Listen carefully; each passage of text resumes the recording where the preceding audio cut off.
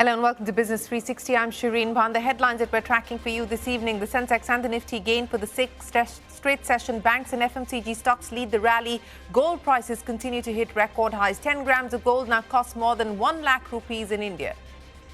Nifty Bank rallies again as the RBI eases liquidity coverage norms for the bank.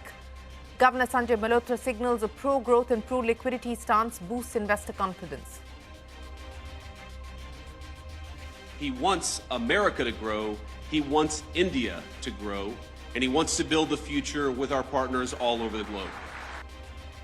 US Vice President JD Vance says the India-US relationship will determine the future of the 21st century, and a strong alliance is a win-win for both. Nudges India to buy more defense equipment from the US, including the F-35 fighter jets, calls for strengthening energy ties and more market access for US companies.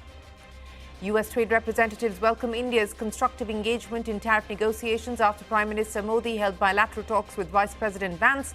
US also claims serious lack of reciprocity in the trade relationship, calls for increasing market access, reducing non-tariff barriers, and a robust set of additional commitments to ensure long-term benefits.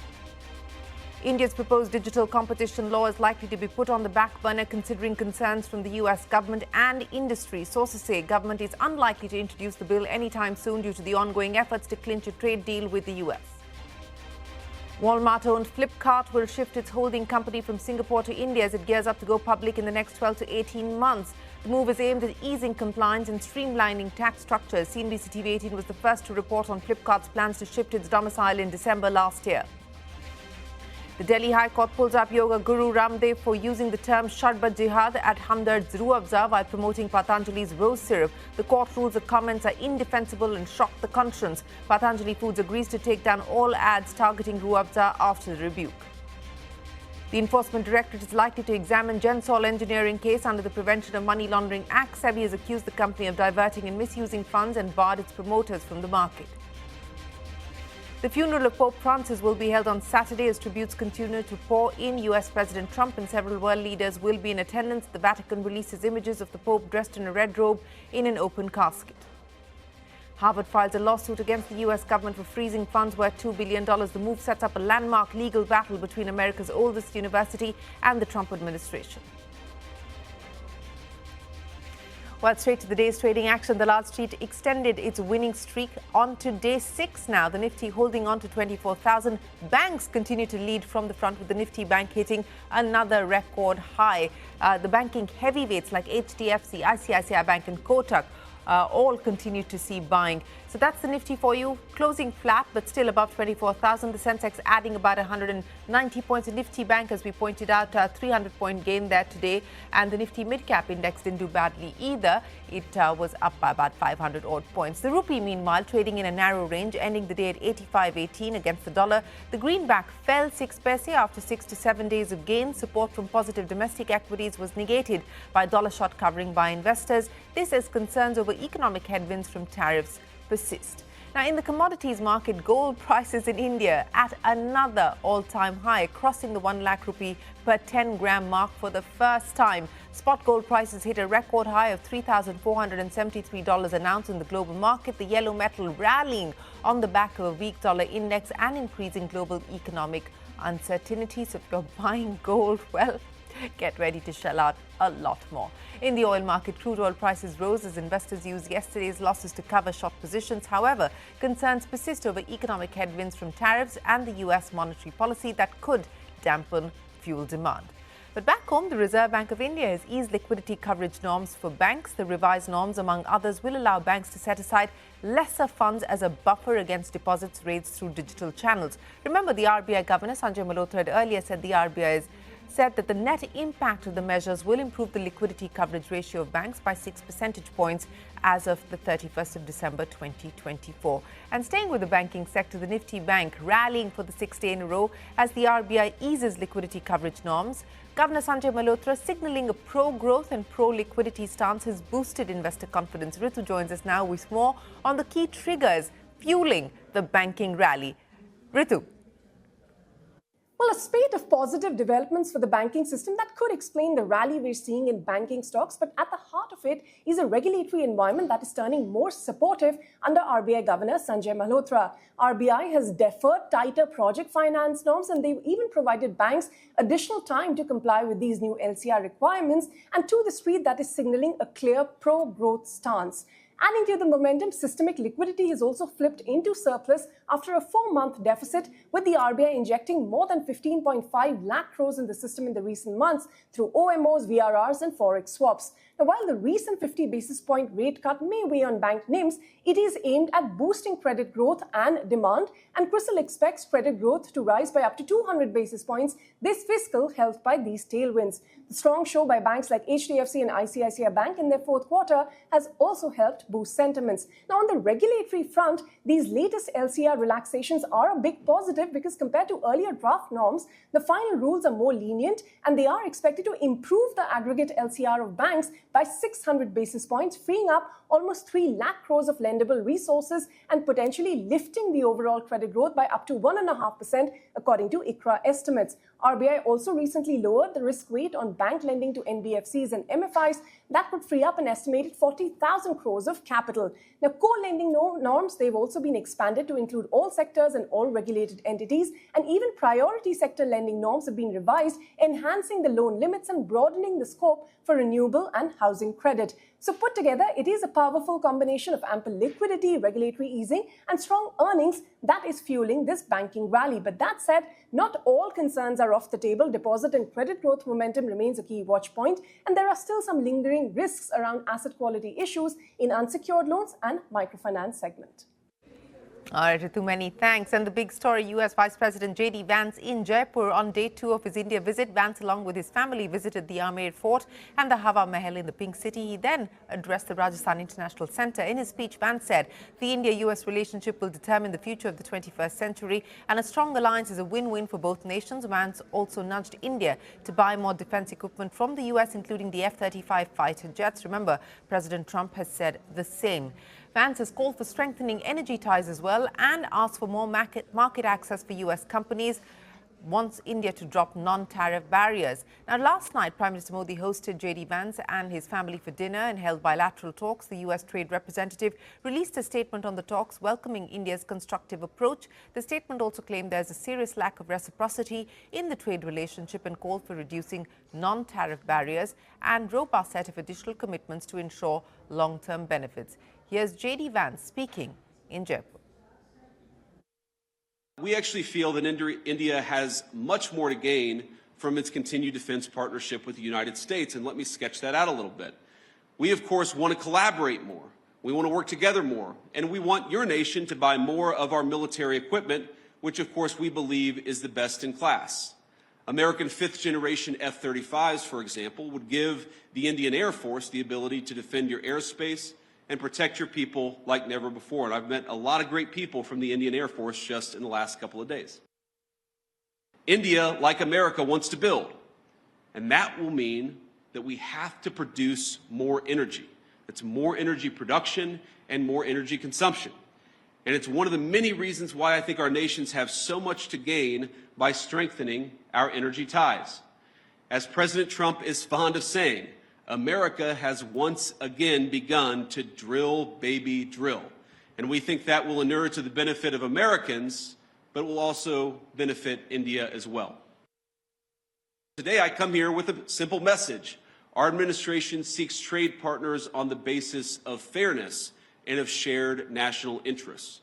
We want to build relationships with our foreign partners who respect their workers, who don't suppress their wages to boost exports, but respect the value of their labor. We want partners that are committed to working with America to build things, not just allowing themselves to become a conduit for transshipping others' goods. And finally, we want to partner with people and countries who recognize the historic nature of the moment we're in, of the need to come together and build something truly new, a system of global trade that is balanced, one that is open, and one that is stable and fair. Now, I want to be clear, America's partners need not look exactly like America, nor must our governments do everything exactly the same way. but we should have some common goals, and I believe here in India we do. Parikshit Luthra joins us now from Jaipur. Parikshit, what did the audience in Jaipur make of JD Vance's speech? Well, the speech was definitely well appreciated. He made a hard-hitting speech for over 30 minutes at the Rajasthan International Centre here in Jaipur, where it is quite hot as well. And you saw that reference from JD Vance to the heat here. But there were a couple of very clear messages. One, they seek a strong trading partnership with India. He said that both Prime Minister Modi and JD Vance spoke about shared priorities when it comes to trade during that meeting yesterday, and they want a strong trade deal for the future. And he clearly outlined the ambitions of the Trump administration here. One, to have more market access for American companies. One, for India to drop those non-tariff barriers as soon as possible. For India to be a big buyer of defense equipment and not just think about co-production of defense equipment. Be a big buyer of items like F-35s, which India has actually not considered, not decided on at all. Number two, the energy relationship. Clearly, there was a major push, and perhaps the clearest push from the Trump administration to India to buy more energy, oil and gas, ethanol from the United States. He said that we're making American ethanol that can help your farmers, that can serve your factories, your cars all across the country. You want to manufacture more, you want to build more, and America can be your reliable supplier of cheap oil and gas as well. He also said that you may have ambitions to have nuclear energy or for artificial intelligence or data centers. All of those can be powered by American energy. So clearly what he was talking about was long-term contracts in both the defense and the energy sector, something that India will have to make some very strategic geopolitical choices over. There was also a dig and a message when it comes to China that if India and US work together, then this could be the most pivotal partnership for the 21st century. But if they don't, then it could be disastrous for the 21st century as well. And therefore, India and US must come together to make technological advancements for the benefit of both countries and for the world as well. All right, Parikshit, many thanks for joining us there. You know, hang on, Parikshit, you're also working on another story which is separate from what's happening in Jaipur, but linked to what's happening in Jaipur as well. We learned that the proposed digital competition law is likely to be put on the back burner, and that could have implications, you know, for, of course, the ongoing trade negotiations between India and the US, because US industry bodies have been vehemently opposing the proposed digital law. This has to be seen in the light of an olive branch that India has been extending to the US administration since the time Trump 2.0 was sworn in. We've done away with the equalization levy. We've settled a case, antitrust case against Google for just about 20 crores. We've reduced tariffs on bourbon whiskey, high-end cars, high-end motorcycles as well, and also reduced tariffs on other goods. All of this to make sure that we address concerns of the US administration. Now, the digital competition law has been highlighted by different industry bodies, including the Coalition of Service Industries to CNBC TV 18 as a major hurdle in US investments in India, a major hurdle for companies like Amazon and Google. So they've been wanting this to be set aside. What India has done right now is that we've not taken a call as to when we want to bring this. And top sources telling us that this law, this bill is now going to be put on the back burner because India's priority right now is to clinch a trade deal with the US. We don't want any hiccups there. We want to have an early agreement so that even the 10% baseline reciprocal tariffs is paused. So because the entire focus is on the Indo-US trade negotiation, this somehow this issue of the digital competition law can take a backseat for the moment. Deliberations on this have been going on since November 2013. The committee, the MCA-led committee, which had made a report on the digital competition law and the importance of such a law to regulate big tech in the digital marketplace, has been pending with the government for almost a year now. Stakeholder consultations are over, but there is no clarity on when this bill would be brought in Parliament. In fact, the Minister of State for Corporate Affairs he even went on to say, we're not going to rush through with this law. All due process would be followed. All right, Parikshit, many thanks for joining us. Parikshit Luthra there reporting from Jaipur, where JD Vance has just finished addressing the Indian media. Ever since Donald Trump assumed office and triggered the tariff war, India has been undertaking several measures. The tax on Harley-Davidson in India was among President Trump's most repeated grouse. The Indian government has cut the basic import duty to 40% and 30% depending on the size of the bike. Now, this move was announced in the budget before Prime Minister Modi visited Washington. And it's not just super bikes. The government has cut the effective import duty on bourbon whiskey from 150% to 100%. The tariff has also been reduced on Ethernet switches, synthetic flavouring essences, among other items. And it's not just tariff measures. India has also removed the 6% equalization levy on online advertisements. This was commonly or popularly called the Google tax. Now, the move will benefit US tech giants Google, Meta and others who've long opposed the equalization levy. Now, CNBC TV 18's Newsbreak has been confirmed. Flipkart will shift its holding company from Singapore to India as it gears up to go public in the next 12 to 18 months. The Walmart-owned firm's board approved the move in a board meeting last week. Rachna joins us now with more. Rachna, you reported on this proposed move in December of 2024. What does this mean for Flipkart, this reverse flip as it's called? That's right, Shane. We reported this on 19th December 2024. Speaking about this move, it's a strategic move that marks a significant realignment of Flipkart's corporate structure with its core operations in India and is widely seen as a precursor to the company going ahead with its much anticipated IPO. The IPO is now expected within the next 12 to 18 months, like we had reported earlier. But remember, Flipkart had moved its holding company to Singapore back in 2011 to access global capital and tax benefits. So this reversal comes almost 14 years after that move, and it's not merely just about the location. It's about compliance. By relocating, the company sidesteps the complexities of India's stringent FEMA and FDI regulations, which currently foreign-controlled firms in the e-commerce sector are navigating. So being domiciled in India will also eliminate dual oversight for Flipkart from Singapore and Indian authorities, streamlining governance and tax structures. In a statement, Flipkart said that the shift reflects its deep and unwavering commitment to India. It also cites the country's strong economic growth, digital transformation, and business-friendly policies as key reasons that drove this decision. Well, this decision mirrors what former subsidiary PhonePe did in 2022, a relocation that costed parent company Walmart nearly $1 billion in just taxes. Walmart, which now holds about 85% stake in Flipkart after a fresh $3.5 billion investment last year that valued the company at $36 billion, aims to list both Flipkart and PhonePe in India. Other marquee investors like Tiger Global, Google, DST Global, Qatar Investment Authority and Singapore's GIC hold about 15% stake in Flipkart. Now, Flipkart's domicile shift is also a part of a larger trend that we're seeing across the industry. Razorpay, Pine Labs, Zepto and InMobi, all these have also shifted their base to India to cash in on the country's IPO boom.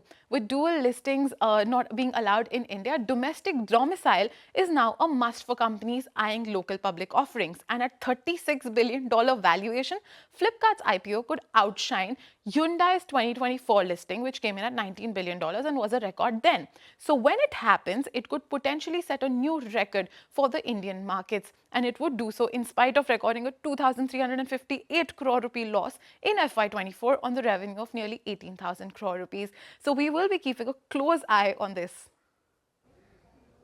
All right, Rachna, many thanks for joining us. Flipkart moving its domicile back to India, preparing for a mega IPO. Time for us to head into a break, but after SEBI tightens its screws, the Enforcement Directorate is likely to probe Gensol Engineering. That and more when we return.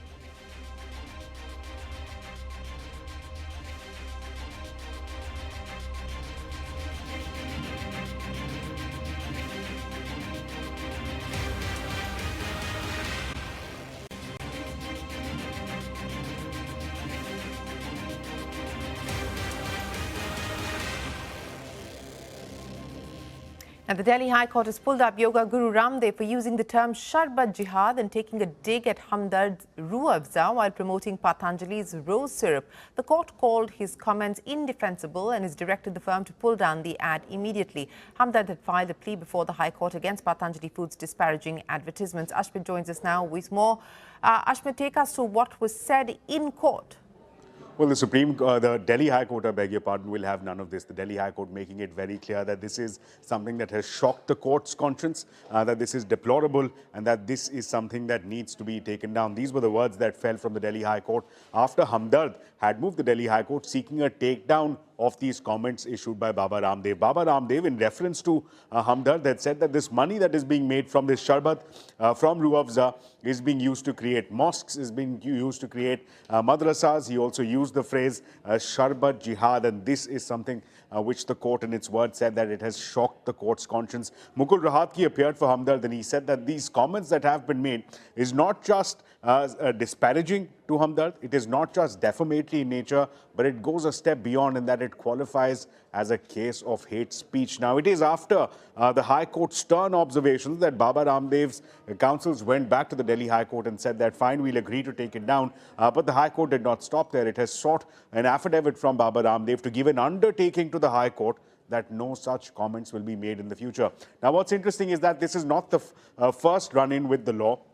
Baba Ramdev just last year had been pulled up by the Apex Court for making very outlandish claims through advertisements regarding his products. He was made to appear before the Supreme Court and also apologized in national dailies.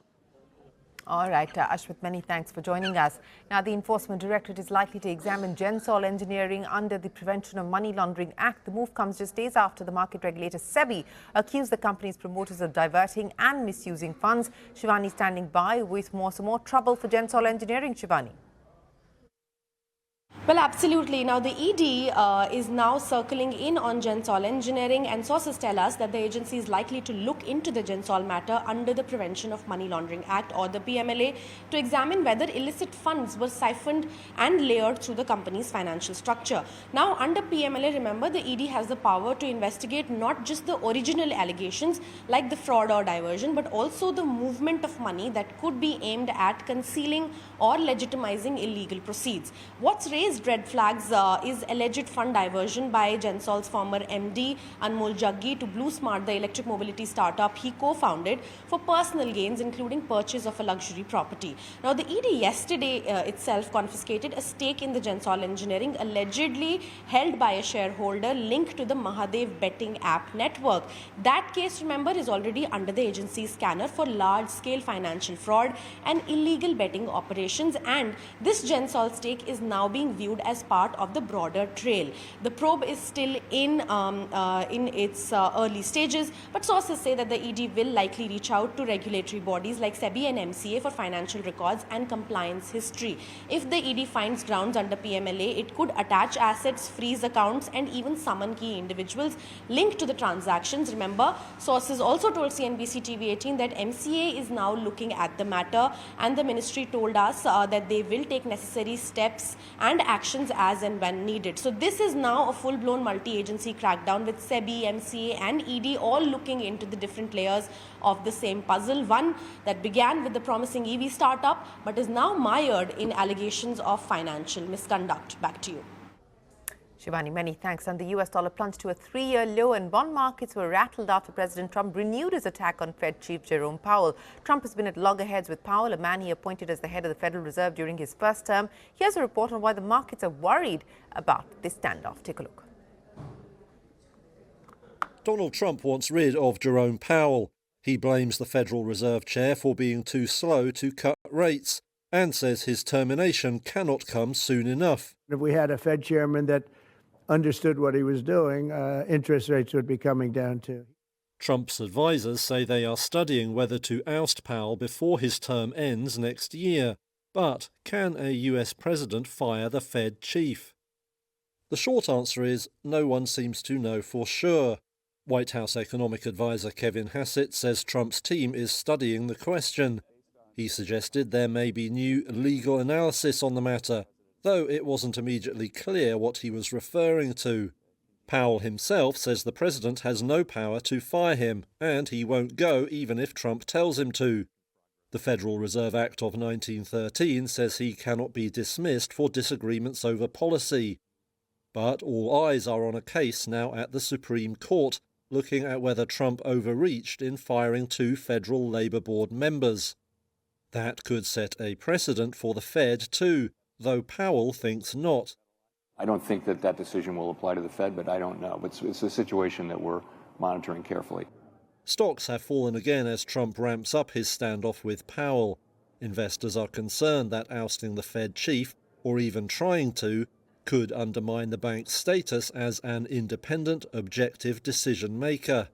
Traders worry that policymakers could be pushed to cut rates, potentially fueling inflation. Brian Crowes is president of Scharf Investments.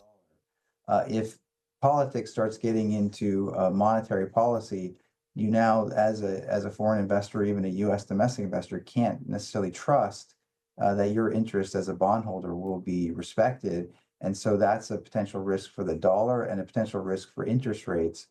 Those fears show up in the foreign exchange markets, with the dollar now at multi-year lows against other currencies. Even if Powell is pushed out, Trump may not get his wish for lower rates.